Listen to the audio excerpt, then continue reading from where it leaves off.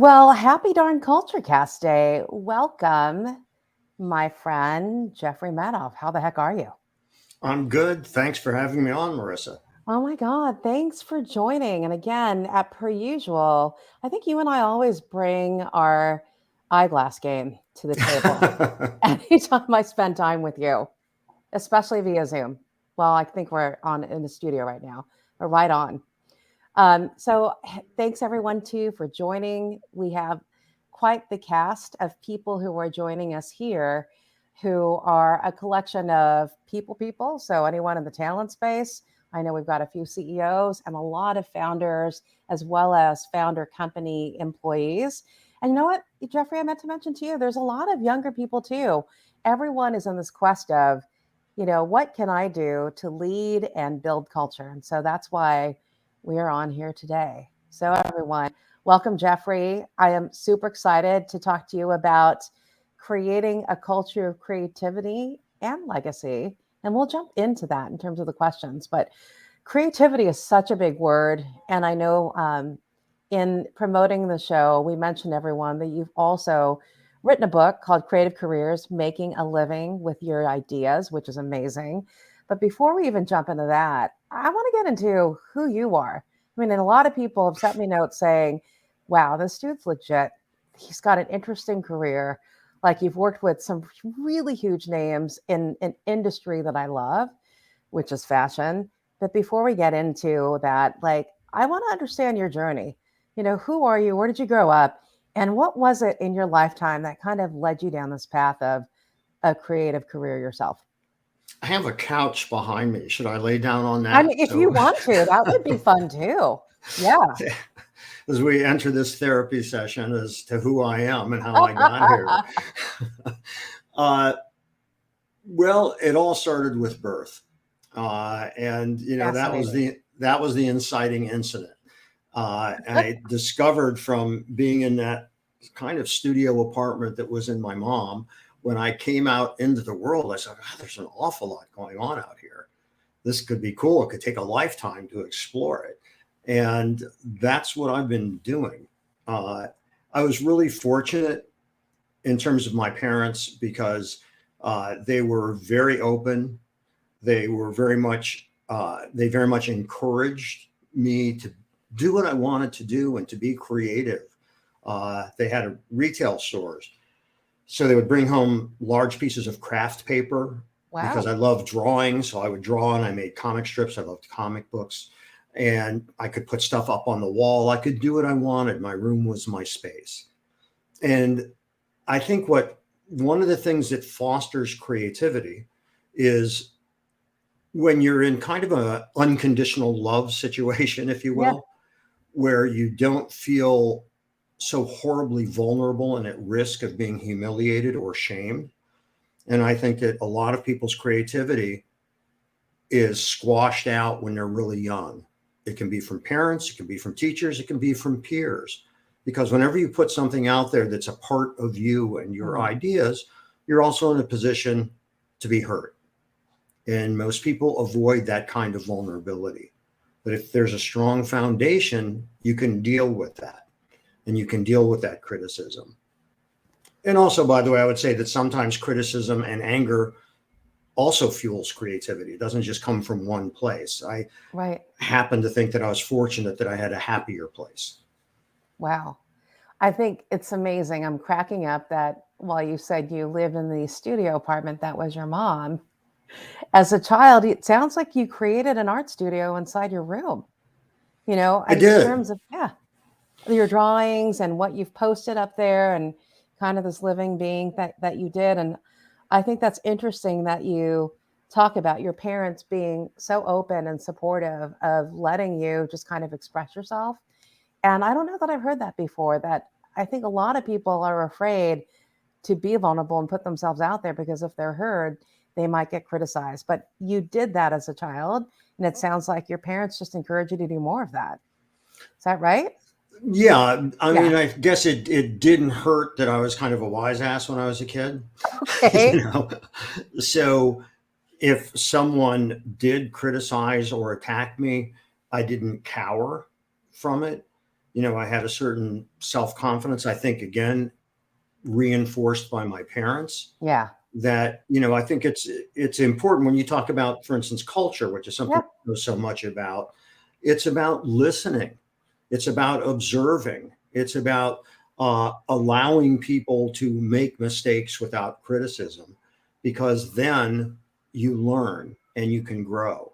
And I think that's across whatever kind of world you inhabit, Right. whether personal relationships, whether it's your job, whether it's a company that you run. You want people to feel safe, because when they feel safe, they will express. And when they don't, they'll shut down. And I've seen, and I'm sure you have too, so many companies that have fear-based management. Mm-hmm. And those leaders, who I think are bad leaders because they're kind of toxic leaders, they mistake silence for agreement. But Right. it's rather people are afraid to speak up because they don't want to be humiliated in front of a group. And those are the kinds of things that shut down creativity when you're a kid. You have said so much right now that I do want to unpack around culture. I think this is why I so resonate every time I had the chance to sit down with you just personally and just hear what you've been up to. But this whole notion of creating a space that is safe for individuals to be able to express themselves. I think about, and I typically ask, hey, how do you define culture? And I think you define what I align on in terms of definition of culture, which is especially in small, large companies. God, imagine if, as leaders and as human beings, we create an environment where people can feel absolute freedom to be themselves and express themselves.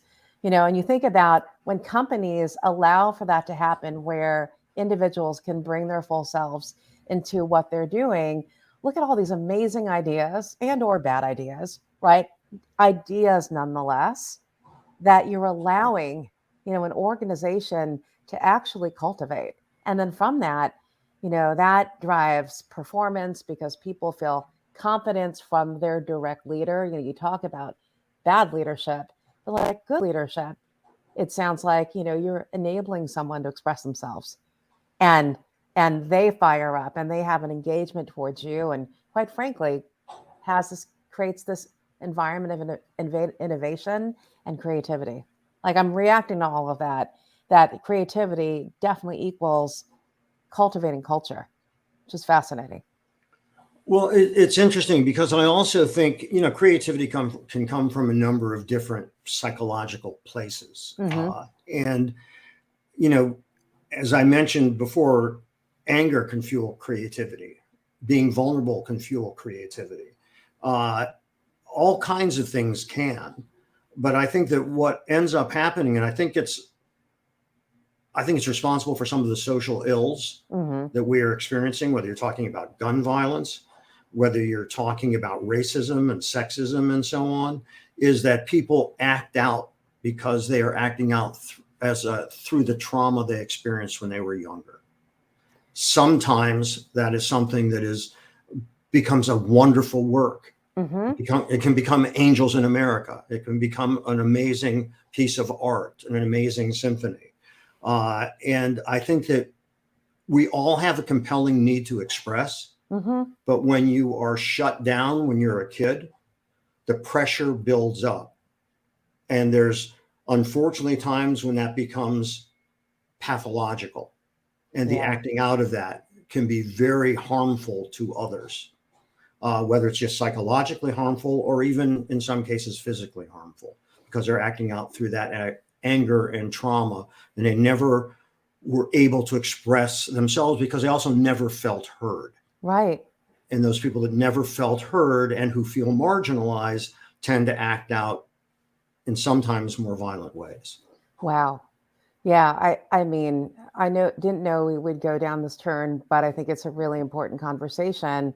I agree with you in terms of that period of time in childhood, like the first 10 years.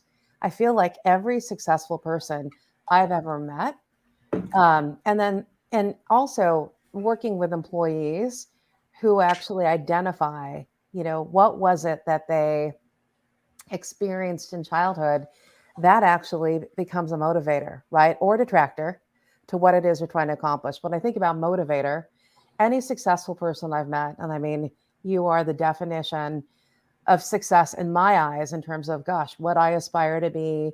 You've defined your path and you've accomplished it and continue to be creative about what else you're doing.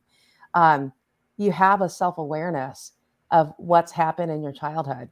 And so I know we kind of went down this road of who is Jeffrey. Now I'm feeling like I'm I'm projecting on you as well. But I feel like allowing that, right, and seeing people and hearing people. So I agree with you. People want to be heard.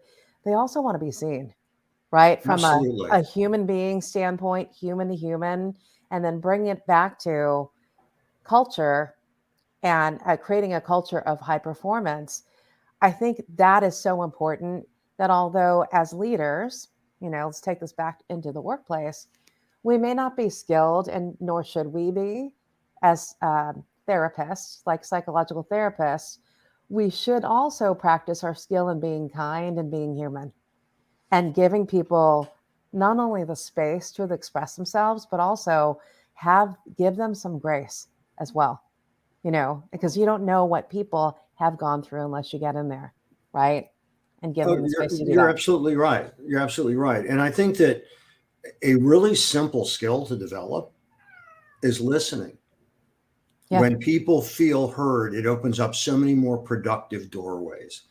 And I'll give you a quick real world example based on my play, uh, that I'm working on, and it's really interesting. My director Sheldon Epps is fantastic and a fantastic collaborator. And I don't care whether you're in theater or film production, which has been my world, or whether you are at Chipotle, which was your world, or Yep. Kate Spade, or wherever. Uh, people want to be acknowledged. And when people feel acknowledged, they will take more chances because they don't feel like they're going to be humiliated when they express. And I think that that's really so important. And so in the play, it's called Personality, the Lloyd Price musical. We're opening in Chicago in June. And St. Aubin, who is our Lloyd Price, who was phenomenal. We're in the Amazing. rehearsal room. This is last year when we had our first commercial production. Uh, and in the rehearsal room, we did our first full run through the play. And he did this scene towards the end that totally blew me away, that I had never seen in the previous 4 weeks of rehearsal. And I went over to him and said, Saint, that was amazing. And he smiled and said, thank you. And I said, I felt like I was experiencing a rebirth. And Wow. he lit up and we bumped hands and he said, that's what I was going for, because the character goes through a trauma and comes out on the other side. And he was inspired to physicalize that rebirth and Wow. trauma through his singing. And it was unbelievable. And I didn't come up with it. It's not in the script. The director, Sheldon, didn't come up with it. But what we did do is create a playground. It is called a play, after all, a Right. playground where the actors could express and take those kind of chances. In this case, we actually adopted that, and that went into the play. And Saint felt heard. He felt his talent had been acknowledged. Now, a lot of times stuff like that happens, and that's fine, but go with it. Yeah. This time it did, because also when you're working and collaborating with people in any business, Mm-hmm. it's prospecting. Not all ideas are good, Right. but unless you prospect, unless you look for that gold amongst the sand and other stuff that's in there, you'll never find it. And that joy of discovery is also a huge part of the creative process. Yeah, I love this. I mean, there's just so many parallels between, again, cultivating an environment and actually a culture of creativity and just creating culture. And I love the story that you're telling about how Sayan is expressing himself. And I think, again, music is more beautiful when it's not just someone singing to sing the notes or the words that are on paper, but that they're actually embodying that That's right. emotion, right? And I think it's a great layman's way. And I'm going to nerd out for just a quick second, or I typically nerd out just generally, but I'm going to nerd out that this is a great example too of creating a culture of inclusivity and diversity, right? And so Yes. what I mean by that is allowing people, and to your point, you're just prospecting. You're allowing people to just bring up all these amazing ideas. And the fact that they are emotionally attached to it as well, even more beautiful, doesn't mean that everything's going to be adopted. But I think it just makes the end product, in this case, it's this play, more beautiful and more marketable. And quite frankly, then the reputation for people wanting to go to this play and it being sold out, like that drives business results at the end of the day. And I think it's That's right. interesting that leaders maybe just don't see that process. And it's not like everything, like you open up the floodgates to this playground. Um, Again, that invites like all these ideas that you may have missed because you didn't cultivate this environment of inclusivity and diversity. Yeah, it's Yeah. good business. Yeah. As you're Right. saying, it's good business to do that. Any business that experiences high turnover is not a well-run business. That's right. Because you're taking advantage of people that at the first opportunity of making a penny more, they go someplace else. That's right. And where a business thrives, like I'm really fortunate in my production business, which the average tenure is about 2 years till somebody Hmm. goes someplace else. I didn't have turnover. And that's because people felt a part of the business. And that to me was just, like being on the playground. We're all playing together. And as long as you're good players and play well with each other, I Right. think that that's important. And when you say embodying it emotionally, this is true whether you're in the performing arts or whether you are running a company. You want people committed to that journey. That's right. And that full on commitment is what makes great art. It's also what makes a great company. And, I think that there are so many false walls where ideas get siloed and people don't realize that if you eliminate those walls and there's crosstalk from so many different disciplines, you're going to come up with something better. And that's how I did it in my company. That's how we're doing it in the play. And I think that's how things really work the best. Yeah. And I think it's also a healthy environment. Totally. I love that idea too. And again, you are redefining for me in layman's terms, this is what diversity and inclusion is. It is about, breaking out of the silos, inviting people from across disciplines, let's just call it that, to actually contribute to what it is that you're making and doing. And it just becomes a better product as a result of it. Um, I love that. I mean, I love that you're saying that. It doesn't matter. I mean, and the other thing I wanted to respond to, I love that you said when people are emotional, then that creates commitment, inside of company. That, gosh, the last thing you'd want is people to not even buy in or not even have a care about what it is that they're working on. And I know I nerd on this too. One of the last guests I had on, actually a couple of weeks ago, a dear, dear friend. We worked side by side together at Starbucks years ago. And she was most recently the president of North America. And I loved her definition of Starbucks Retail North America and led this, 250,000 person partner team through the pandemic. And when she talked about culture, she talked about actually that collection of emotions and behaviors and how when you codify that and recognize that and create space for people to be seen and heard, that in itself is allowing people to shape culture. And so in a different way of you saying that, it sounds like you're saying the same thing. I am saying the Yeah. same thing because, I'll repeat what I just said a Yeah. couple minutes ago, which is it's good business. There is, I love the fact in my production company that people could talk to anybody in the company and they felt like they were being heard and being Yeah. taken care of, which also meant in a small business like mine, it meant that it all didn't fall back on me all the time That's right. because I don't like the term, but I can't think of a better word right now, is it empowered the others to make decisions. Sure. And in all businesses, to go again into the parallel of theater, you should all be reading from the same script. You should have shared goals. You should have Right. shared objectives. And when you create that sense of community, there's a line in my play where Lloyd, his career makes a giant leap, and he has to fire the musicians that he started off with, who were local kids who weren't very good. It wasn't going to work out.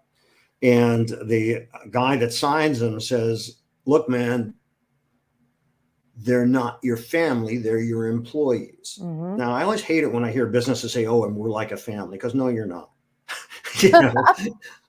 There are things that happen in business that don't happen in families. I guess there are parents who have fired their son or daughter in a certain way by not loving them or something, but business is different.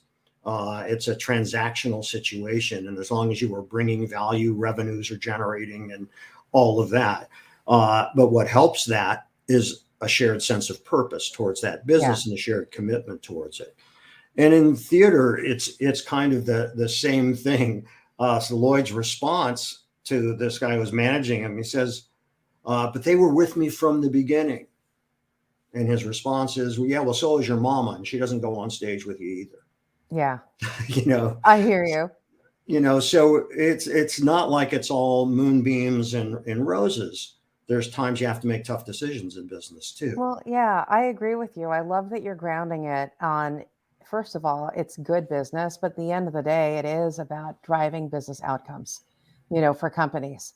And the reason why you should care about culture, and you even just said this, it's having the shared purpose, right? For why you exist.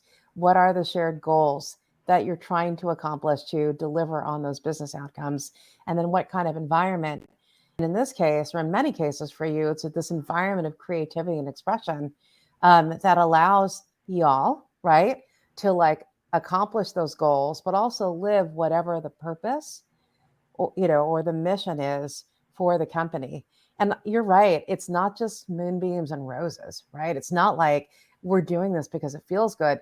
It's like, and we're doing this because it feels good, right? Here's the business part of it, and I think while I might see it a little differently, I do like to say there are extended family or adopted family when there's like a cohort of people that I work with. I think in business, now more than ever, I say this, that now more than ever, business is personal. And what I mean by that is it is about bringing in this human element, which you and I spent a lot of time talking about as we kind of dove into your childhood, around allowing people to bring their full selves and express themselves. And that means in business, you also need to be human, and different than what you mentioned earlier, leaders who just assume when people are quiet that they're just agreeing with them. Right. And it's creating that space too, to let that human actually be part of, all of these things that you're creating, the vision, the purpose, these aligned goals. How do you allow people to express themselves? Right. Yeah. I completely agree. And there are tough decisions. I mean, every day in the paper, we're seeing how certain companies are laying off a lot of people, like Amazon and, that Facebook, or Meta, as it's now called, a number of companies, though, that also greatly staffed up during the pandemic because their businesses were thriving during COVID because Yeah. people were locked down. It was inevitable those people would get laid off. So those businesses were servicing a need that surged. Yep. But that need didn't last past a certain point. And then as a business leader, you have to realize that you have to lay people off. Right. Because you can't afford to keep them anymore. That's right. So, there's all kinds of factors that come in. And I think good leadership puts everything into context. That's right. And I think that context you're talking about, especially in this environment where there's a lot of companies who are pivoting, right? They grew over the last couple of years for whatever reason digitally. They were cranking out whatever service or widgets, right? And then now the business has to pivot. I agree with you. And if they have to reset, reorganize to do that, all I'm saying is yes, make that business decision. And if people aren't part of that equation anymore, treat them with dignity and respect. So, to your point, when you talk about leaders putting things into context, the clearer they are on the why, and I think the more personal they are too, that they're talking with human beings. There's a lot that's happened that I've heard about directly, and of course, read about it. And then I heard about it when that can't be true, where people are learning that. And I've learned in an email, right, that I'm losing my job. And I don't have like any context other than, hey, the business needs to make money. Totally get that. But then I think the context needs to also be the human side. Absolutely. Yeah. Absolutely. I mean, you're dealing with people. And I think that it's important that you always deal from a place of respect and of empathy, Right. so that you realize, yeah, well, maybe there's somebody going through their spreadsheet and you've got to cut this out, but that's going to have an impact on that person. That's And right. the more that you, and by the way, some, I'm sure, business leaders protect themselves by looking at ledger sheets and not knowing who any of those people are, Mm, and it's just a numbers decision. But I think, again, that's what puts us in a bad place in so many instances. So realizing that there is a human being behind each of those numbers, realizing totally. that those decisions shouldn't be simple because they have impact on other people. Yeah, I think that all of those things are really important. I mean, nothing drove me, well, a lot of things drive me crazy, but one of the things that drove me crazy was, when the banks were taking and Wall Street were taking huge, Merrill Lynch was a primary offender of this. They were taking huge bonuses, yet laying off many, many, Yeah. many people. And I'm thinking, if that leadership would have reduced their bonuses or even forfeited them to maintain their employees, at a certain point, you're a pig. and, Yeah. Wow. Yeah. and I think that, again, that's because there's, especially with public companies, the constant striving to show growth every quarter that can destroy humanity. And I think that only the profit motive. You have to survive in business. And Absolutely. I'm a business person. I know how to survive in business, and I know times it's hard.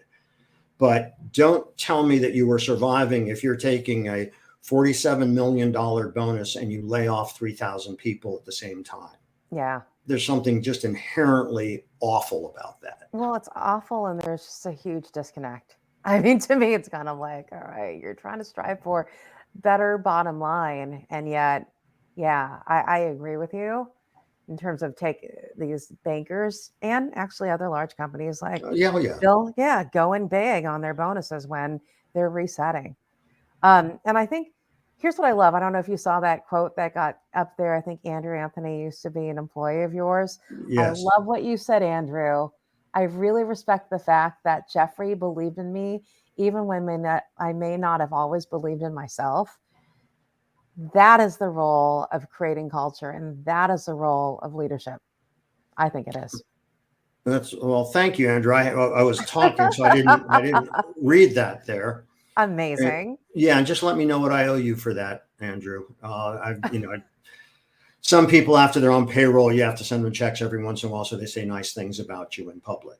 So that was very nice, Andrew. Thank you very much, and I'm glad you felt that way. And I truly felt that way. He was a great person to work with, as were the other people in my company, and there was a real sense of camaraderie and fun. I place a really high premium on laughter. Yeah. And I place a really high premium because you are with the people you work with most of your waking hours. It ought to be fun. There ought to be mutual respect, and you know, taking advantage, because everybody's got a different perspective of it. Taking advantage of those perspectives. As a leader, you should also learn from the people that work with you. Totally. I agree with you. Again, here you are defining over and over what it means to be an inclusive and diverse leader. And, I want to recognize this and give you kind of mad props for Andrew saying this about you. I respect the fact that he believed in me, even when I may not have always believed in myself. The fact that you listened, the fact that you created a space where he can express himself and that you saw him and heard him, although Andrew, I don't know you, I mean, I have to believe that's what's fire, right? Like that inspires people to like bring their best and want to do their best working in companies. So again, what a great live example of how you roll as it relates to creating creativity, but also creating culture. So mad props to you, dude. Just saying. Well, thank you. Honestly, I don't know how else to be. So it's not like I had to learn these behaviors. And again, I think that goes back to my parents, and I saw Yeah. how they were with the people that work for them. My sister owns her own business. She's also an entrepreneur because we grew up in an entrepreneurial household. My mom and dad worked and they created their own business. And so we saw how they treated people.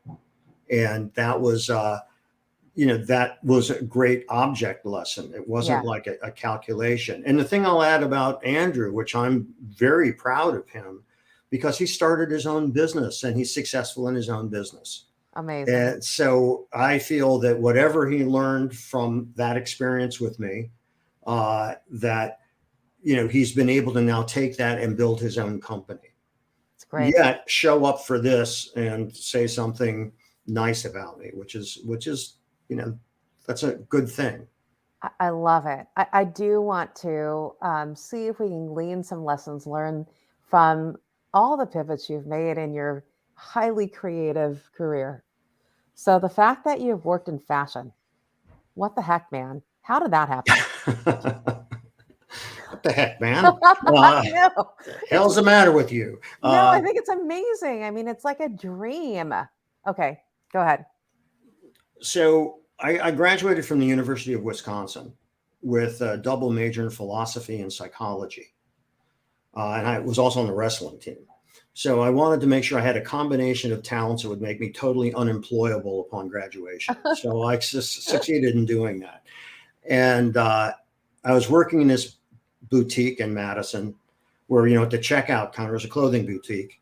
We sold rolling papers and hash pipes, that kind of thing. We were in the basement or we were in the main floor of a rooming house. And the wall behind the cash register, where this really dates it, where the stereo system was. Yeah. When somebody in the rooming house OD'd and fell down the stairs, the arm would jump no. across the record. Oh, no. It's quite a place, interesting place. Anyhow, a dear friend of mine from childhood who graduated from college a year before me said, look, I've saved up some money. Can you think of a gig that would earn more than bank interest? Well, I could always draw, as I mentioned. And, my parents were in the clothing business, having retail stores. And I said, I'll start a clothing company. And he said, okay. And within about a week, I got a check in the mail for more money than I had ever had at one time in my life. Amazing. So you're already sitting, because I don't want to knock you over with the amount of money, $2,500. I didn't know if that was a lot or a little. It was just a lot more than I ever had at one time. So that was quite a bit.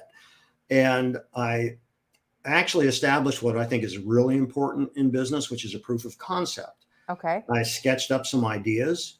I was so naive, Marisa, that when I went to the department store and saw fabric on the bolt, I thought that was wholesale because it hadn't been made into anything yet. Oh, no. So I didn't know anything, but I had good taste and I could pick out nice things. And I trusted my taste that if I liked it, there must be somebody else that would like it too. So I designed some things, and some of the women did alterations for the store, had them sew the stuff together, put it in the store. We sold out immediately. Wow. Made twice as many, sold that out. And I decided to design a whole line, put it into a suitcase, strapped it on the back of my Norton 750 motorcycle, drove to Chicago from Madison, went to 18 stores, sold 15 of them. Wow. And all of a sudden I had like $75,000 worth of orders. And this is back in like 1971. So that was a lot of money. Yes. The funny thing was, of course, it was great. I sold all this stuff. And then the next question was, how in the hell do I actually make it? Because I didn't know anything about manufacturing. So I had to learn that really fast. Wow. And by the time I was 22 or so, I had 110, 120 employees in 2 factories and an office at the Empire State Building, and was coming back and forth from Wisconsin to New York and selling many of the best stores in the country. And although it may sound impressive that I was chosen as one of the top 10 young designers in the United States, I think there were only 8 of us. So it wasn't so hard. It wasn't so hard to be in the top 10, you know. Well, young people weren't doing startups then. That just wasn't a thing. And, my hair was the length of yours and I had hair. And, so a lot of people didn't want to do business with me, because they thought, who's this kid? He doesn't have any money. But that business grew. And, it was really interesting. And I think the main lesson that I came away with, and this is in retrospect, because this is another thing about our psychology, is we all construct our narratives after the fact, so that our lives somehow make sense, and the thing is, there's a lot of serendipity that happens, things that happen by accident, things you could have never anticipated. And anybody who thinks that they've executed some master plan is usually bullshitting, because life isn't linear. It doesn't work that way. And so I was fortunate to build a business that got a lot of national exposure. And what I learned in retrospect is, whether I was doing fashion design, then I moved to New York, and I guess you call it a pivot, but what I did was close the business. My financial backer, who was in Wisconsin, who owned banks, one of the reasons, he thought I was an interesting novelty and I was making money, and he was a very good man. But he said to me, I'm investing in you also because you are providing employment for Wisconsinites, and they all bank at my bank. If you move the base of the business out of Wisconsin to New York, I won't continue to back you. Oh. It wasn't a threat. That was just part of the deal. He was a very good man, and he gave me a great opportunity. And it was interesting, because I felt, and I learned this from my dad, money comes and goes. Time only goes. So I made the decision to close the business, because at that point, I realized I was a stimulus junkie and I wanted to move to New York. I just loved the energy, the pulse, everything about this city. And that was at a dicey time for New York. That was around the time when there was a famous headline in the New York Post, President Ford to New York City dropped dead. Oh, geez. And, but it was a really interesting time in the city too. If you ever saw the movie Midnight Cowboy, that's what Times Square was like. It wasn't like Disneyland like it is now. It was seedy, but I kind of dug that. And I would go to Playland, which was a pinball parlor, at 3 a.m. with friends, and it was cool. So anyhow, when I transitioned into the film business, what I realized is, God, this is the same as the fashion business. Okay. It starts with an idea, just like the play I'm doing. It starts with an idea. And then when you take that idea and you begin to make it real by sketching it, by laying out what's the material and labor needed, how much is that going to cost? We have a deadline. How can we fulfill against that deadline? Billing people, then getting paid, all these things. The protocols of almost all businesses are essentially the same thing. There's much more in common than there is different. And so I realized that it's oftentimes what separates understanding is vocabulary, not the true meaning. And that's enabled me to go into a number of different directions without, there's probably some foolishness there, but without being afraid, because I felt at least I had a rudimentary understanding. And I was confident enough that it was interesting to me, I could learn how to do it. And if it wasn't interesting to me, I couldn't unscrew a jar, because I just didn't pay attention. So that common thread among all businesses has also served me well, because it demystifies all these different things, and it makes it, when you realize that there's and this is true, by the way, of us as people, we have more in common than we do different. Totally. And I wish we could focus more on what we have in common, because I think we could move together in a more united way, which, man, I hope we reach that at some point. I mean, God, there's just so much to unpack with you, what you just said right now, but with right now, in terms of what we have more in common versus differences, and if people actually took the time to look for that, there's a lot more that as a society we can be accomplishing, instead of all this badness that's happening. I think it does start with human behavior. I mean, to your point, I always talk about, you know, you may not be well schooled or have all these experiences in life, but what you can do is give people grace, right? It's that I always call it the platinum rule in first grade or even kindergarten. I think I learned the golden rule, which is treat people the way you want to be treated. But really, at the end of the day, it's a platinum rule. Treat people the way they want to be treated because, I know I might want to be treated a certain way, but, not everyone is me, right? Everyone is their own unique being. And I love this whole thread of kindness that you're talking about. But I think kind of going back to your businesses, though, it's interesting. I think about how you saw the pattern of what the fundamentals in business are, and you were able to use that as the foundation to kind of pivot and create. I think you've also become the storyteller. You went from creating fashion, which is interesting. And I love that because I love fashion.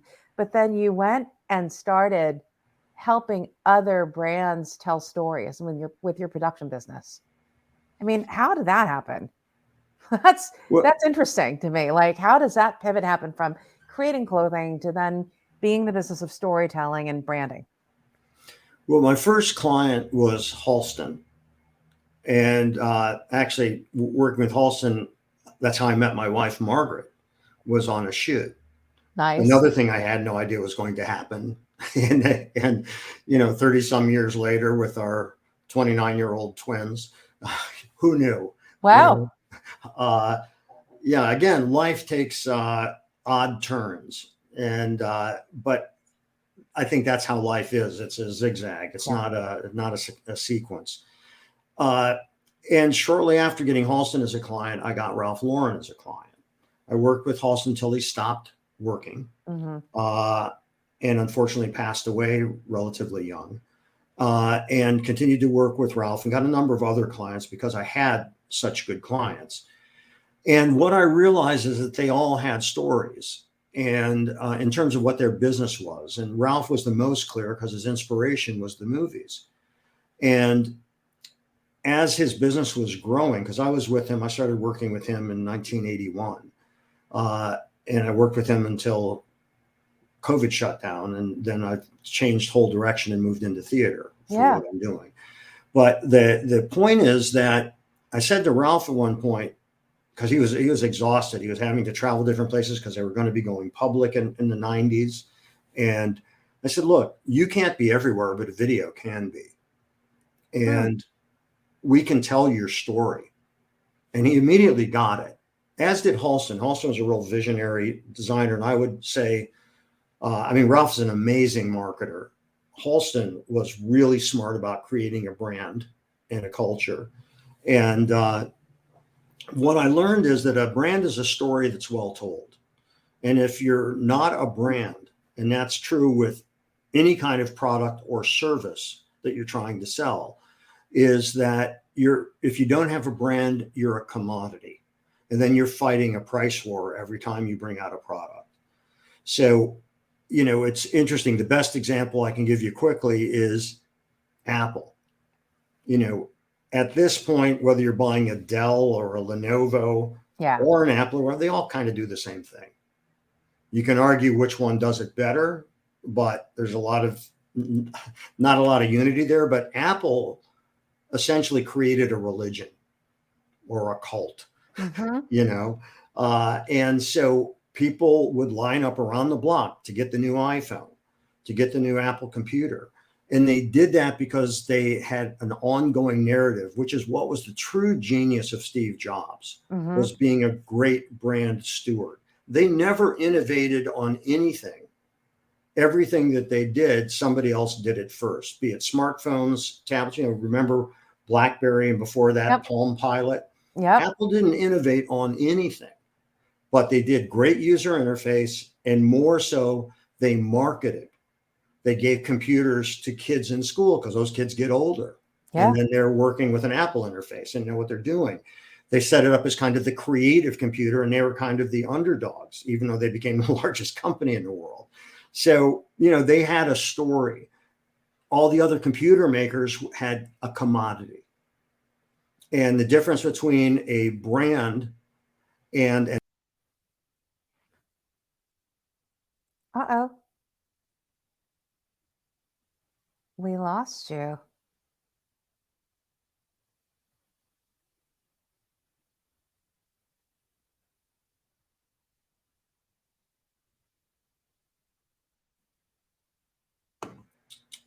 I don't know what happened there. Yeah, we lost you for a sec, but you were just getting into the differences between a brand, and then we lost you for 10 seconds. I visited with Rod Serling. I was taken into the Twilight Zone. I It was know, right? very strange. It all happens. That basically, if you don't have a brand identity, you have a commodity. Yep. And a commodity can only compete on price, where a brand, price isn't the issue. It's that people want it because you've established that brand that they want to be a part of, because a true brand has an emotional connection with its consumers. I love that.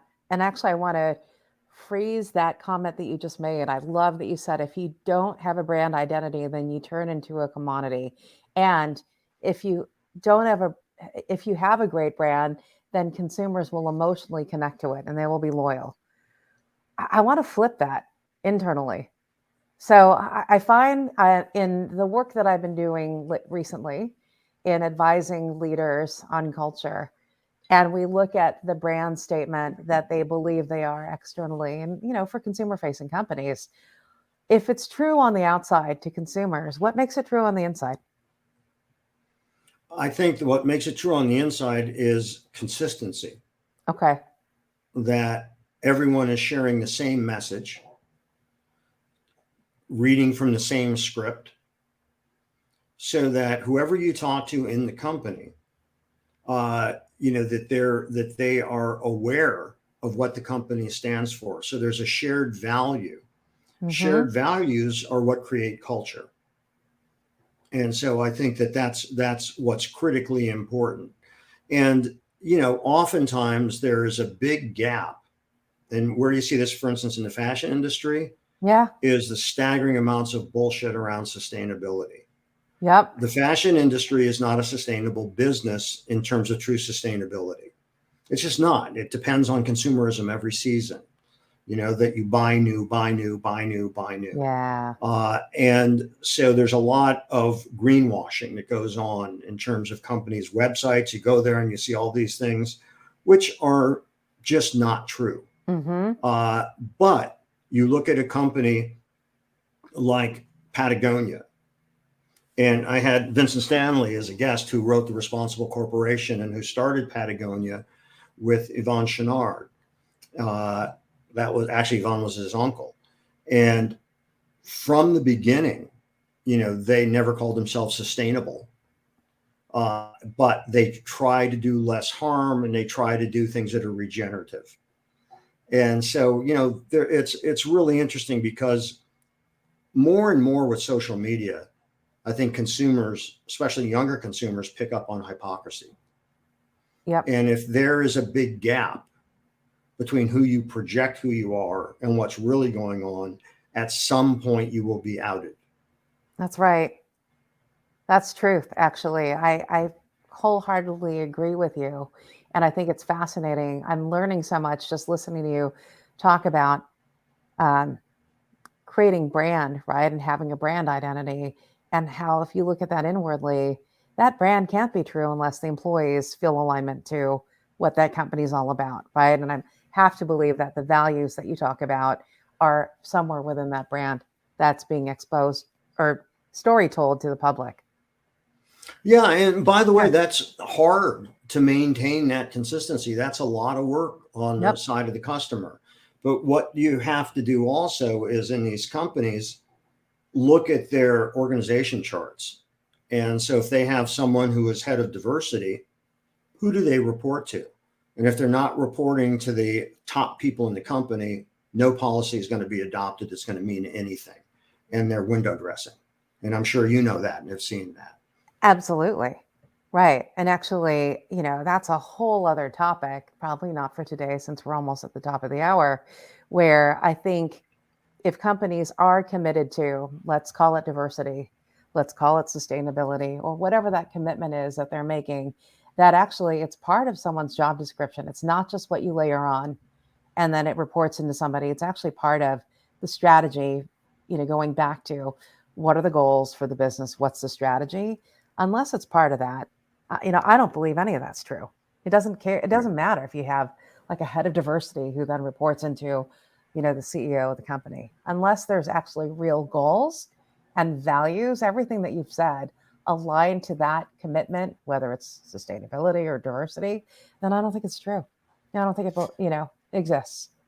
Yeah, and I think that it's important to understand that because I think what has become a major issue for companies now, and anybody who I've been doing some of these brand stories for private equity companies who are selling companies. Yeah. Every company now is in the trust business. And if you don't have the consumer's trust, bad things are going to happen to your company. So, a big gap example of this is a few years ago with Uber. And they're still suffering the repercussions from how they actually behaved as opposed to how they projected they behaved. And, it takes a lifetime to build a strong reputation, and it takes one moment to shatter it. It's like a sledgehammer to glass. That's what happens. So there has to be an ongoing vigilance, and it has to be important to maintain that reputation. And, to me, I get asked a lot when I do speaking, and they say, well, what do you think of a personal brand? And how do you create a good personal brand? I said, you don't create a good personal brand. Your personal brand is really simple. It's become tied up in all this language, but a true personal brand is your reputation. Yeah. And you have that with you no matter where you are or what company you're working with or what you're doing. And that's your personal brand. Your personal brand is what they say after you leave the room. And that's what's really important. And that's what's really to be valued is your reputation. And I believe you can only sacrifice your integrity once, and then you've lost it. Right. So how do you maintain that? And how do you make sure that that's important? And can you be bought off? There's a great George Bernard Shaw story where he goes to a party and he meets this woman and he said to her, "Madam, would you sleep with me for $5,000? She looks at him and says, "Yeah, I would." She says, "Okay. Well, would you sleep with me for $20? And she said, "What do you think I am, a prostitute?" And he said, "Well, we've already established that. Oh, Now we're no. just quibbling price." And that's kind of life in business. And if you decide to sacrifice your integrity.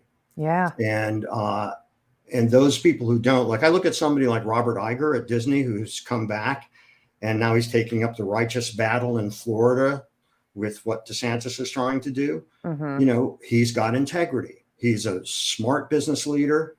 And he exhibits that in what he does. And that's a massive global corporation, but he has stuck to principle. Yes. Which I think is really interesting. Yeah. Oh my gosh. So many words of wisdom. And I love how you brought it full on to the individual level of not so much your own personal brand, but your reputation and what it is, what people say about you when you're not in the room, right? As a result of them knowing you, spending time with you, etc. I do want to bring it personally to this level. I know there's lots of folks who are listening and watching this. And if there's like one piece of advice, although there's so much that we've heard around the value of listening, the value of hearing people and seeing people and allowing them to express themselves. I have a neat love about the story around personal reputation as well. Like if you were to provide advice to people on what they can be doing themselves to really lead and drive culture wherever they are, what would that be? First of all, be curious. Okay. Because if you're curious about something, you're engaged with it. If you're trying to answer a question or come up with a solution or solve a problem, that requires curiosity, because curiosity is the key to unlocking engagement. And when you are curious, that also extends to being curious about other people. Who is that person? Who are these people?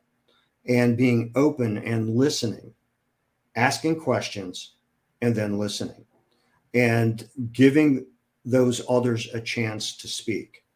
And then follow up, because all interaction that's meaningful is a conversation, not a lecture. And that's really important too. So I think that curiosity not only engages with people because it shows I'm interested in you, but it also is what feeds creativity. Because if you're curious, you want to find out about things. You want to find solutions to your own creative issues. Those are the kinds of things that focus you. And for me, the combination of that curiosity, the collaboration that comes with good listening, also leads to fulfillment. Because I don't think you can be fulfilled if you don't have true relationship with other people. Wow. I mean, way to break that down. It's not only about being curious, it's being curious in human beings. It's about listening. It's about building relationships. And I love this point too. It's about having a conversation with people and engaging two ways versus just being curious to be curious, but actually diving deep with people to find out, what's driving them. It's been an amazing conversation with you, Jeffrey. And I know there's so much more goodness where people can engage with you. I think upcoming is your upcoming play, which starts in Chicago on Lloyd Price, Personality. You have your amazing book, which I mentioned at the very beginning of this. What are other ways people can engage with you if they're trying to get a hold of you?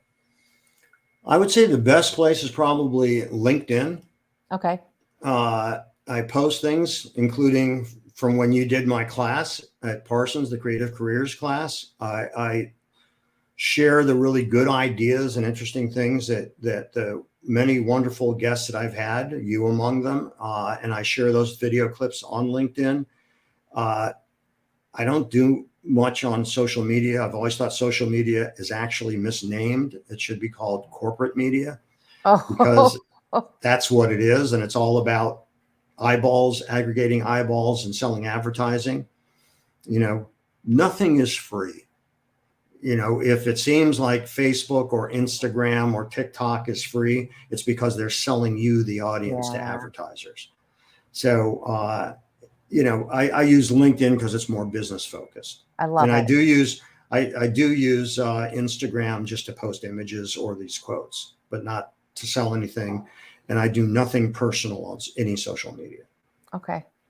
Well, thank you so much. My gratitude to just opening up my mind on not only we start with your childhood, but really got into the psyche of what creates creativity, curiosity, and culture. And I love that. And so I want to say thank you for that. And for anyone who wants to find Jeffrey, hit him up on LinkedIn. I think that's B. Jeffrey Madoff. You will find him there. And hopefully you will all find me again next week with my next guest, another Jeffrey Siminoff, who will be joining me next Thursday, April 13th at 11 a.m. Pacific time. He is the SVP at the RFK Center for Human Rights. So looking forward to talking about culture there. And so appreciate you, Jeffrey. Thank you so much for joining us. Well, thank you for having me on. I really enjoyed the conversation. All right. See you soon. Bye, everyone.